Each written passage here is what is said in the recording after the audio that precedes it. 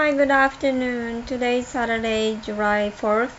I'm at home alone and my husband and my older daughter went to shopping together. And today I'm supposed to pick my younger daughter up from school at 4 o'clock, so I have only 1 hour left. So I'm gonna study English by myself. And to be honest, I'm very disappointed with myself. And this phase it comes again, like why I don't, why I can't speak English fluently, and why I can't express what I want to say in English. So, and my English is not improving. Like I feel like it's so out of my league, right? And it's painful to watch other people's YouTube channel who speak English very well. It makes me sad and lost my motivation. Yeah. So I really understand. I can make progress so quickly, and you know stay consistent is very important, especially studying English, and everything adds up. So all I have to do is stay consistent and keep studying English little by little. Yeah. Anyway, I'm gonna talk with AI today.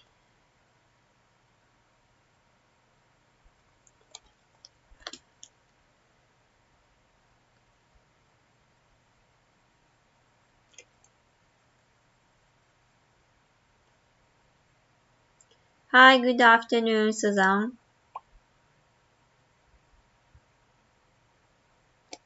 Hello, Ari. It's nice to hear from you. How has your day been so far? Is there a topic you'd like to talk about today? Or would you like me to suggest a few options based on your interests? I'm disappointed with myself because I can see my English progress.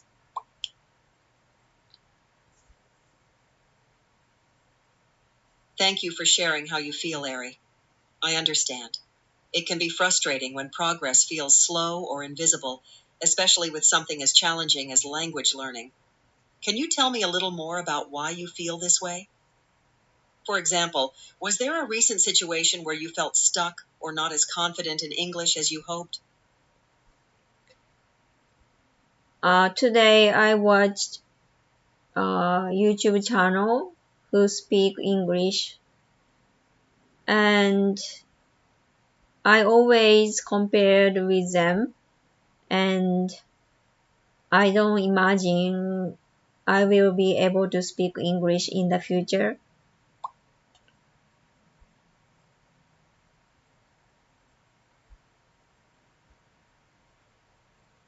Thank you for telling me, Ari.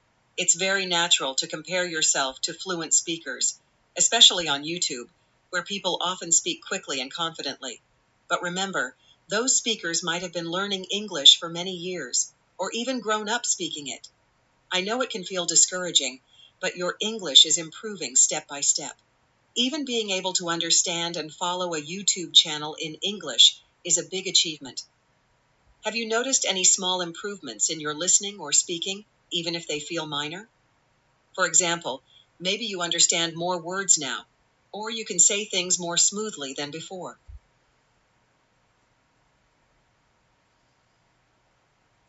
Yes, I actually improve my English vocabulary, and yeah, but English is very difficult.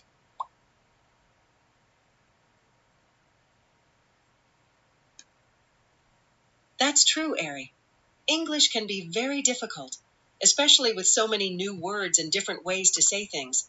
But it's great that you notice your vocabulary has improved. That's real progress.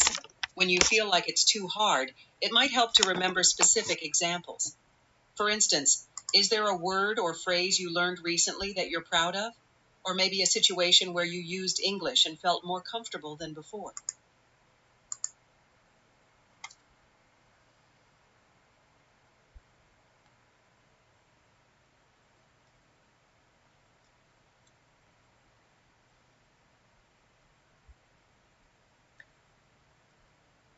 Maybe I feel like everything is going wrong this day, and By the way, you haven't scheduled your. If you change your mind, you can set your reminder in the Profile tab. Thank you for being honest, Ari. It sounds like you're having a tough time lately, not just with English, but maybe in other areas too. It's okay to feel that way. Everyone has days or even weeks when things feel difficult or overwhelming. If you'd like, we can talk about what's been going on. Or we can focus on something lighter to help you feel a bit better. Would you like to share more about what's been bothering you? Or would you prefer to talk about something that makes you feel relaxed, like travel or shopping?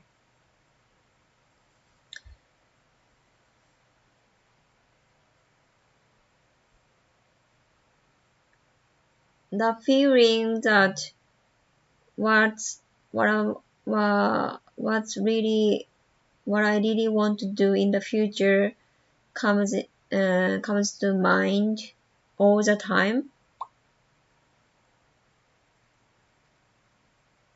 That's a very honest feeling, Ari. Many people wonder about their future and what they truly want to do, especially when they're feeling uncertain or a bit down. Sometimes these thoughts come up more when other things feel stressful. Do you find yourself thinking about a specific dream or goal? Or is it more of a general feeling of wanting something different or new? If you'd like, you can tell me about what comes to mind when you think about your future. The matter is I don't know the specific goals. Thank you for sharing that, Ari. It's completely normal not to have specific goals sometimes. Many people feel unsure about what they want, and that's okay. Life changes, and our dreams can change too. If you'd like, we can talk about things you enjoy or moments when you feel happy or satisfied. Sometimes thinking about those moments can give you clues about what you might want in the future. Would you like to try that? Or would you prefer to talk about something else today? My head has been itchy since last Thursday.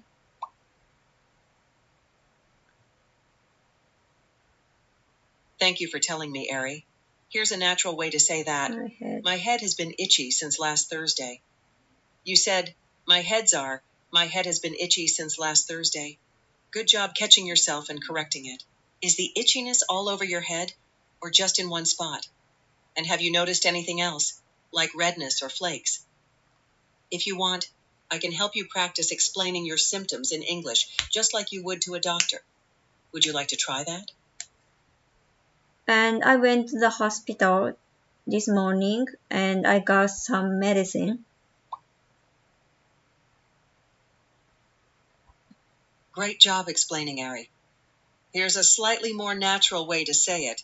I went to the hospital this morning and got some medicine. Your sentence was very clear. Did the doctor tell you what might be causing the itchiness? And do you know how to explain what kind of medicine you received in English? If you'd like, we can practice describing your visit and the treatment you got. Would you like to try that?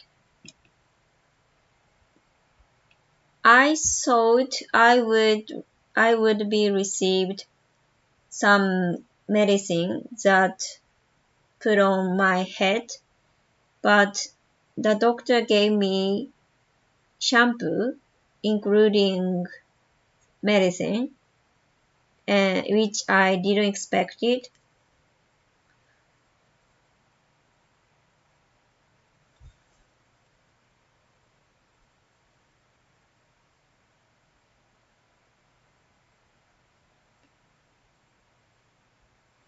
I thought I would receive some medicine like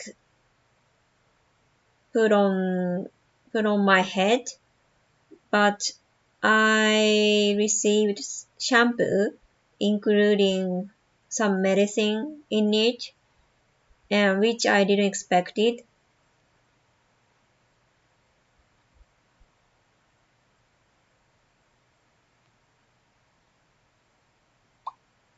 I thought I thought I would receive some medicine like put on my head, but I actually received shampoo including medicine in it, which I didn't expect it.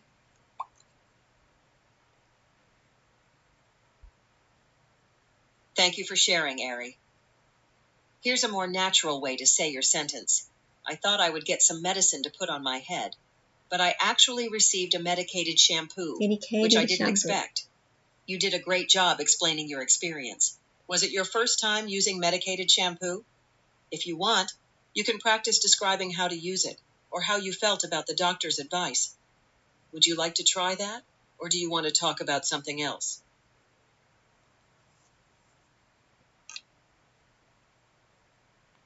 What is your first time using medicine shampoo? Yeah, I'm gonna use this shampoo tonight and for the first time, but I really want to I really wanted to the pain to kill, so I asked him to give some cream, some medicine that kill the pain.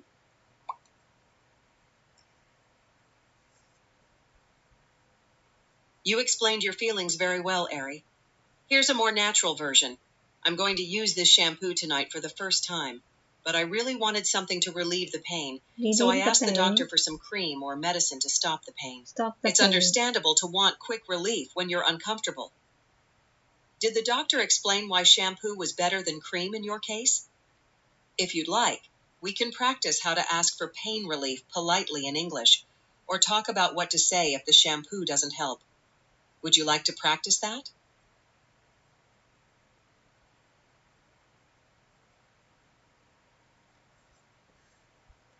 Yeah, I'm wondering if it works well to on my head.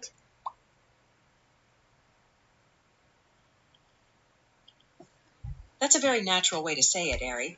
If you want to sound a little more formal, you could say, I'm wondering if it will work well for my head, or I hope this shampoo will help with the itchiness. If you need to talk to your Itchiness. doctor again, you could say, I've been using the shampoo, but the itchiness hasn't improved, or the shampoo doesn't seem to be working for me. Would you like to try practicing these kinds of sentences? Or is there another way you'd like to talk about your symptoms? So is this correct expression that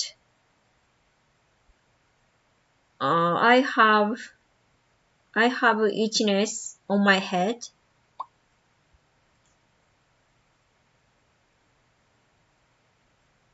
Great question, Ari. The phrase I have itchiness on my head is understandable, but a more natural way to say it is, my head is itchy, or I have an itchy scalp. If you want to Scalp. use itchiness, you could say, I have itchiness on my scalp, or I've been experiencing itchiness on my head. Would you like to practice saying these Itchiness. I sentences, have it or do you want to ask about other experience ways to describe symptoms? itchiness. I have itchiness. Itchiness. I have an itchy scalp. Itchiness. I have itchiness on my scalp. Or I have itchiness on my scalp. I have itchiness on my scalp.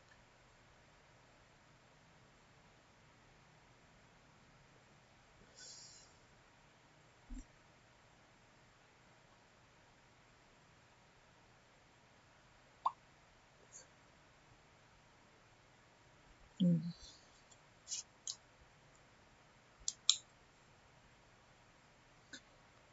I want to practice the phrase fend for myself. Offend for myself.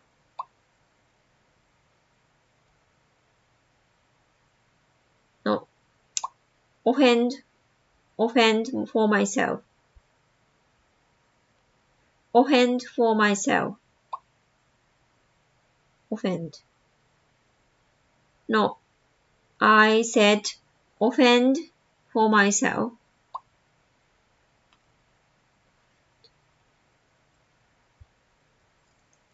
Thank you for clarifying, Ari. I see. You meant offended for myself. In English, we usually say I felt offended or I was offended. If you want to show that you felt offended personally, you can say, I felt offended myself, or I was offended myself. For example, I was offended myself when he said that. Or, I felt offended by his comment. Would you like to try making a sentence with offended myself?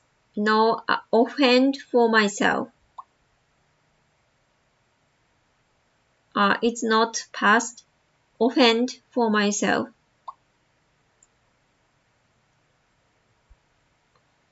Thank you for explaining, Ari. It sounds like you want to use offend for myself in a different way, not in the past tense. Could you give me an example in Japanese or explain what you want to say? That way, I can help you find the most natural English phrase. Thank you, Ari. The phrase offend for myself is not natural in English, and it's not commonly used. If you want to say, zifen no tame ni nuru, or zifen wo shauru tame ni fukai ni omou, you might say, stand up for myself. Defend. Jibun no tame ni tachimukau.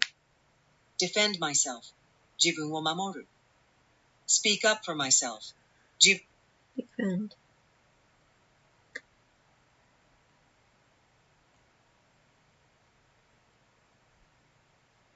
Hey guys, it's Sid.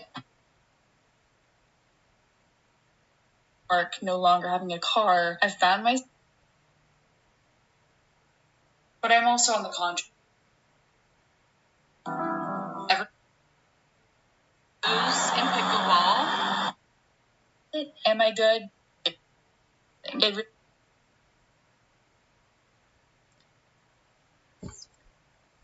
He'll let me try. If not, it's fend for yourself. Pretty much. Hey Dad, how's your? Fend for myself. Fend for myself.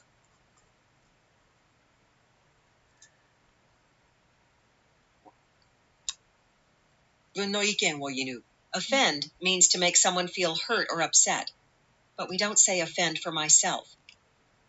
If you want to talk about protecting your own feelings or standing up, I wanted to say fend for myself.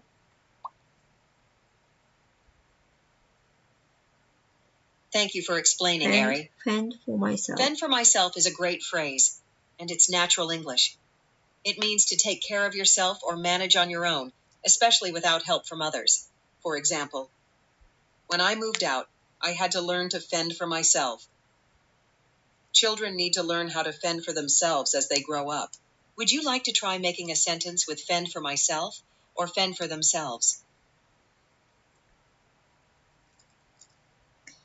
When I lived to Osaka, I had to learn to fend for myself. Great try, Ari. Here's a more natural version. When I moved to Osaka, I had to learn to fend for myself. You used the phrase perfectly. Would you like to try another sentence with fend for myself? Or is there another phrase you want to practice?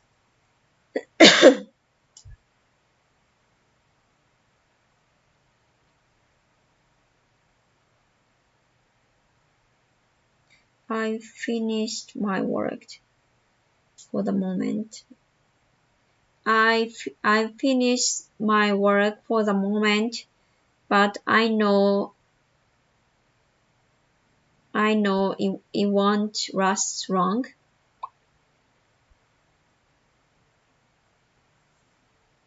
That's a very natural sentence, Ari. You expressed your idea clearly and smoothly. If you want, you could also say, I've finished my work for now, but I know it won't last long. Both versions sound natural. Would you like to talk about your work today? Or would you like to switch topics and discuss something else? Everything seems to be under control. Everything seems to be under control for the moment.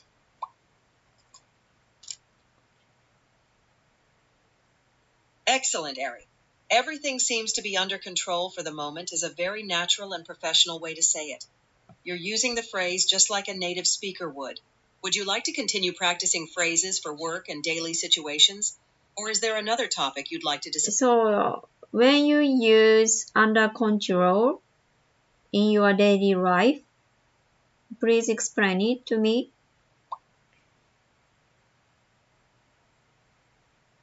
Of course, Ari. Under control means that a situation is being managed well and there's no chaos or problem at the moment. People use it in daily life when things are organized, calm, or going as planned. For example, at work, the project is under control, so we don't need extra help right now.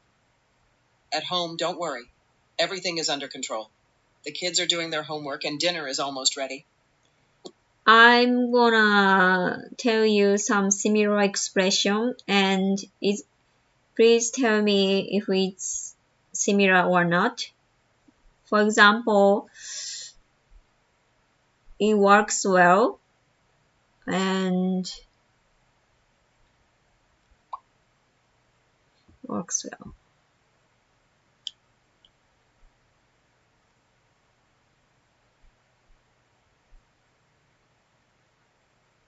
That sounds like a great idea, Ari.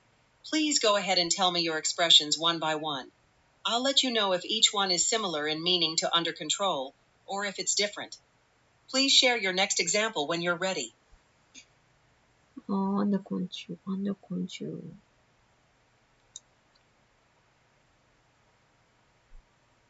It works well.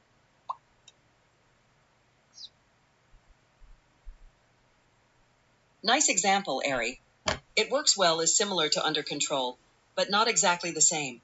It works well means something is functioning properly or effectively. For example, this shampoo works well for my scalp. Under control means the situation is being managed and there's no problem or chaos. For example, my scalp problem is under control now. So they can be used in similar situations, but under control focuses more on managing a situation, while works well focuses on the effectiveness of a thing or method. Would you like to try another expression? Under control. Everything seems to be under control. Everything is going underhill. Everything is going underhill. Thank you for your example, Ari. The phrase, everything is going underhill, is not a natural expression in English. The common phrase is going downhill, not underhill. Everything is going downhill means that things are getting worse or declining. This is actually the opposite of under control. If everything is going downhill, things are not under control. They're getting worse. So everything is going downhill is similar to spiral about everything. Good question, Ari. Everything is going downhill and spiral about everything are related, but they are not exactly the same. Everything is going downhill means that things are getting worse in general. Life, work, or a situation is declining. To spiral or spiral out of control means that things are getting worse and worse, often very quickly, and there is no control. For example, after the mistake, the situation started to spiral out of control. So going downhill is about steady decline, while spiral out of control means things are getting worse quickly and chaotically. Would you like to try making a sentence? Then how about this? Everything is all over the place. Great example, Ari. Everything is all over the place is similar to out of control, but it has a slightly different feeling. All over the place means things are messy, disorganized, or scattered, not calm or tidy. It can describe a situation, your thoughts, or even a physical space. For example, my schedule is all over the place this week, or my thoughts are all over the place today. It's not exactly the same as going downhill, but it does mean things are not under control. Would you like to practice making a sentence with all over the place? Or is there a... So, like this, I have many situations that I think some things are really similar expression in English. So it's very difficult to use them correctly in certain situation.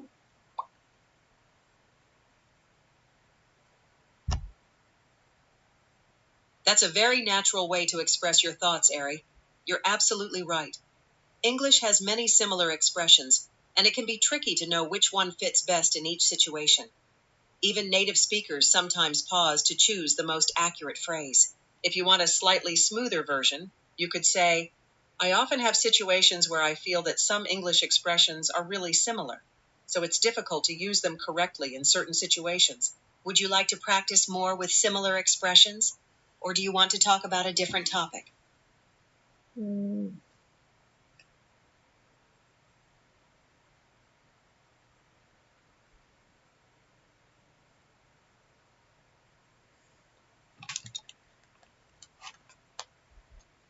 Next sentence is I'm the only one in the family who likes coffee.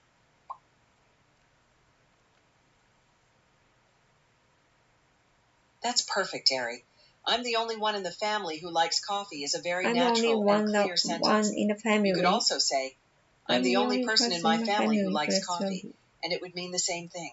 Would you like to try another sentence? What's the difference between in my family or in the family?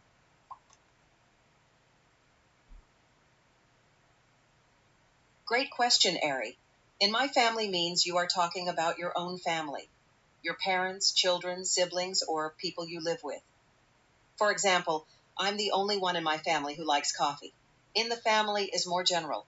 It could mean any family, or sometimes it's used when everyone knows which family you mean from the context. For example, who is the tallest in the family? If you are already talking, That makes sense to me. I'm glad to hear that, Ari. If you have any other questions about similar phrases or want to practice more, just let me know. Would you like to continue with family related? When do you use the phrase things have changed? Things has changed. Things have changed. Things have changed. Great question, Ari. The correct phrase is things have changed. We use have because Things things have is changed. plural. For example, Things have things changed. have changed a lot since last year. Things has changed is not correct because has is used with singular subjects Things like have something has changed a changed lot or since the last year. situation has changed. Would you like to practice making sentences with have changed or has changed? When I gave a birth to my kids, things have changed.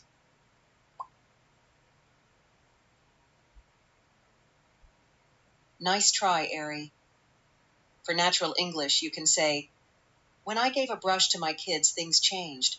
Or, after I gave a brush to my kids, things changed. If you After I gave a birth to my kids, after I gave after I gave a birth to my kids, birth after I gave a birth to my kids, birth no brush, birth.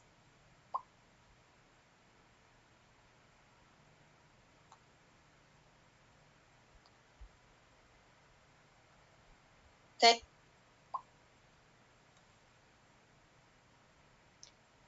Birth.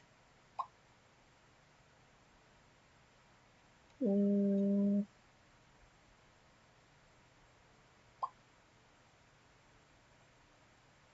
Thank you for your reply, Ari. Are you asking about how to use the word birth in a sentence? Or do you want to know the difference between birth and bars? Moshi. Give a birth.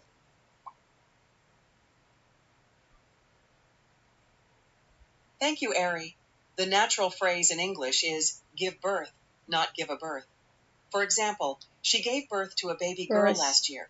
We were Since I gave birth to my kids, things have changed.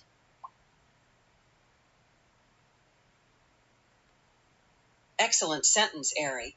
Since I gave birth to my kids, things have changed is completely natural and clear. If you want, you can also say, since I had my kids, things have changed, which is a little more casual but means the same thing. Would you like to try another sentence about change? How about it makes a world of difference?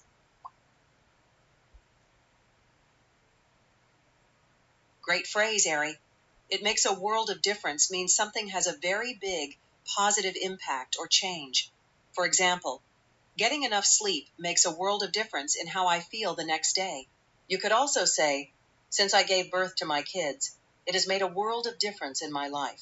Would you like to try using makes a world of difference in your own sentence? Like, it's quite a revelation for me.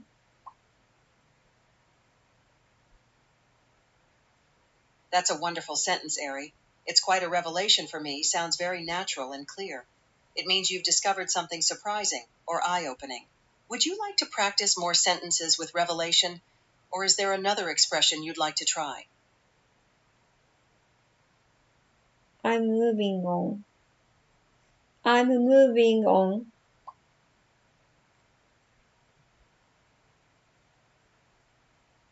That's a great and natural phrase, Ari. I'm moving on means you are leaving something behind and starting a new chapter, or focusing on something new. Would you like to practice using moving on in different situations, or do you want to talk about another phrase? It depends on the day. Perfect, Ari. It depends on the day is a very natural and common way to say that something changes based on the day or situation. Would you like to practice more expressions like this? Or is there another topic you'd like to discuss? It's not ordinarily a routine. It's not.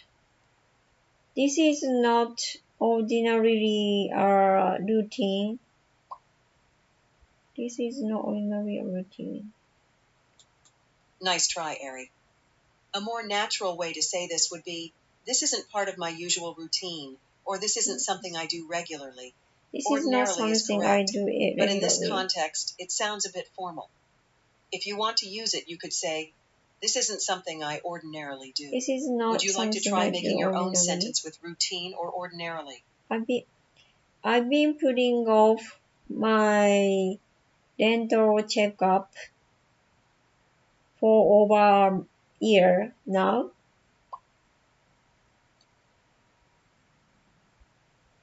That's an excellent and very natural sentence, Ari. I've been putting off my dental checkup for over a year now clearly explains that you have delayed your dental visit for a long time. Would you like to practice making more sentences about things you've been putting off? It's easy to think I can more than I can. Great effort, Ari. To make your sentence more natural, you could say, it's easy to think I can do more than I actually can. Or, it's easy to overestimate what I can do.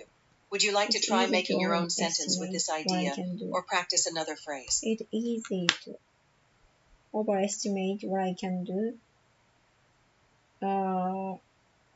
I tend to overestimate how it takes.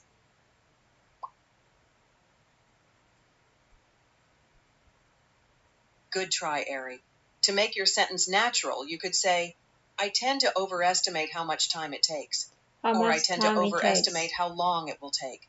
Would you like to try making your own sentence with overestimate? Or would you like to practice another daily life phrase? How much time it takes.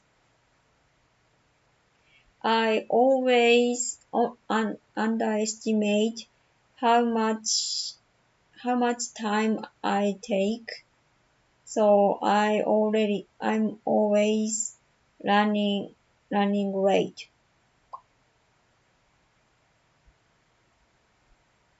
That's a very natural and clear sentence, Ari. You could also say, I always underestimate how much time I need, so I'm always running late. Both versions work well. Would you like to practice more sentences about time management, or is there another topic you'd like to talk about?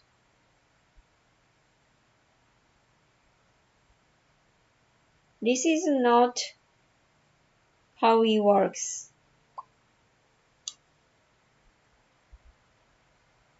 That's a good sentence, Ari. This is not how he works is natural and clear. It means the way something is being done is different from his usual method. If you want, you can also say, he doesn't work like this, which is a bit more casual. Would you like to try more sentences about how people do things, or would you like to switch topics?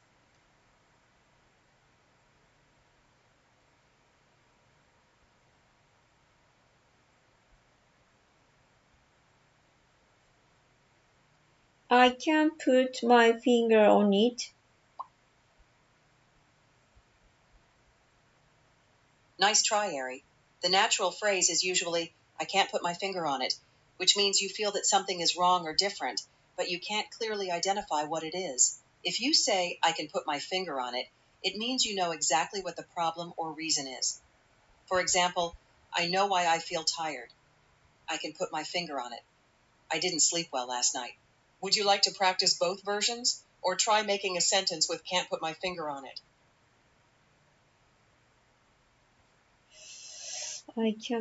If you say I can put my finger on it, it means you know exactly what the problem or reason. For example, I know why I feel tired.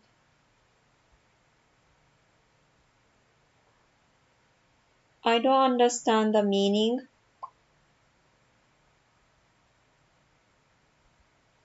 Of course, Ari. The phrase I can't put my finger on it means you notice something is wrong or different, but you can't clearly say what it is. For example, I feel like something is off, but I can't put my finger on it. Or, there's something strange about this situation, but I can't put my finger on it. Would you like to try making a sentence use? How about I can put into words?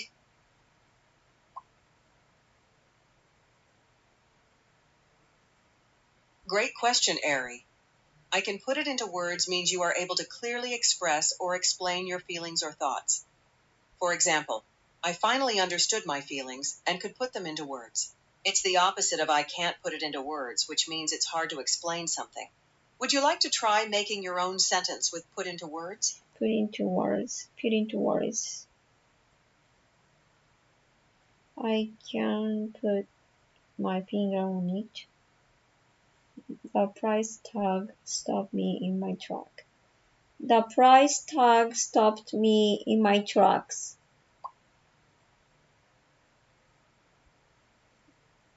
That's a fantastic sentence, Ari. The price tag stopped me in my tracks is very natural and expressive. It means the price surprised you so much that you had to pause or hesitate. Would you like to practice more shopping related expressions, or try using stopped? How about the price tag blew my mind?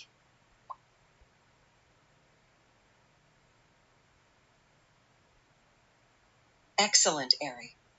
The price tag blew my mind is also a very natural and expressive phrase.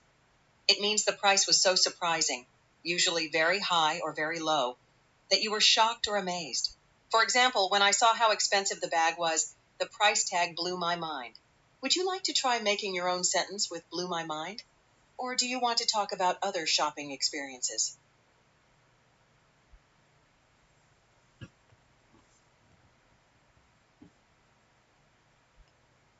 This morning I went to McDonald's on my way home and I had a coupon, so I redeemed this coupon for discount.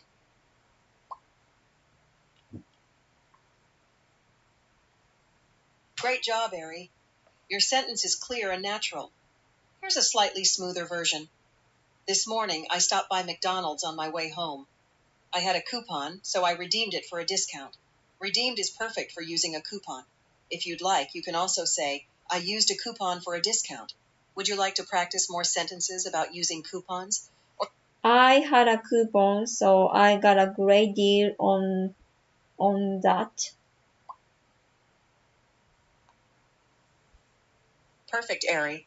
I had a coupon, so I got a great deal on that is natural and exactly how a native speaker would say it. Would you like to practice more money-saving phrases? Or is there another topic you'd like to discuss?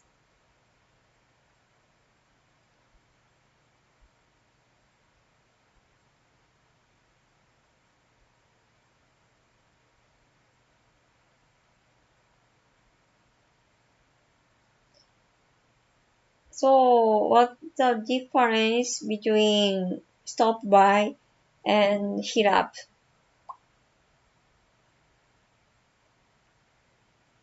Great question, Ari.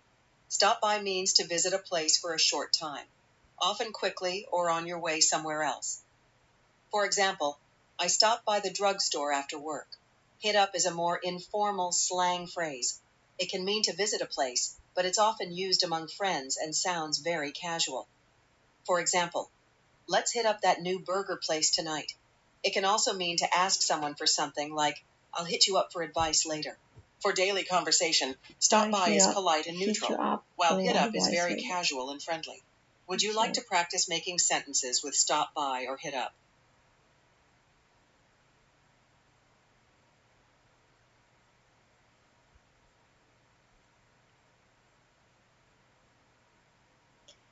How what's the difference between I'm in dire need of and I desperately need it? Excellent question, Ari.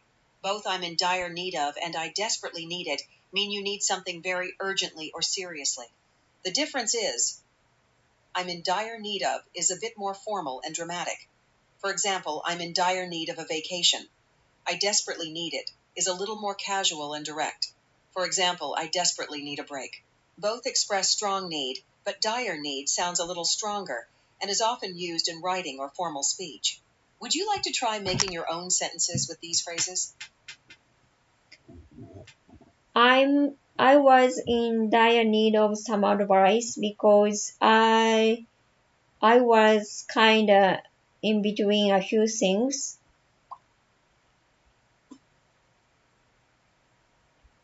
Great effort, Ari. Here's a more natural version. I was in dire need of some advice because I was kind of in between a few things. You used kinda, which is very casual. If you want a slightly more formal tone, kind of works well. Would you like to practice more sentences about needing advice? Or would you like to try another phrase?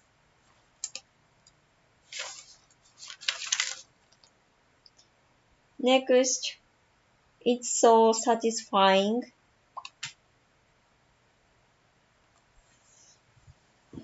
Nice, Ari. It's so satisfying is a natural and common phrase. If you want to connect it to something specific, you can say, for example, it's so satisfying to finish a big project, or it's so satisfying when everything is organized. Would you like to try making a full sentence with so satisfying? So it's so satisfying means sometimes feel much better.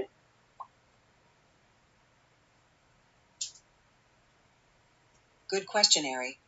It's so satisfying means something gives you a very pleasant or happy feeling, usually because you finished something, solved a problem, or saw something neat or complete. It means you feel very pleased or content, not just much better. For example, cleaning my apartment is so satisfying. You feel happy and pleased after cleaning. Would you like to try making your own sentence with so satisfying?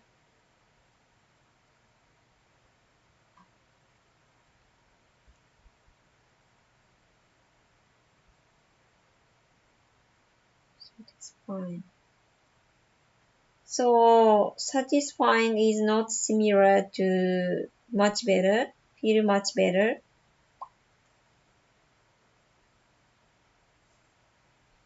That's right, Ari. Satisfying is not the same as feel much better. Satisfying means something makes you feel pleased, happy, or content because it's complete or done well. Feel much better means you were not well or happy before, and now your condition has improved. For example, eating chocolate is so satisfying. It makes you happy or content. After resting, I feel much better. Your health or mood has improved. Would you like to practice making That makes sense to me, and it's time to pick my younger daughter up from school. So let's call it a day.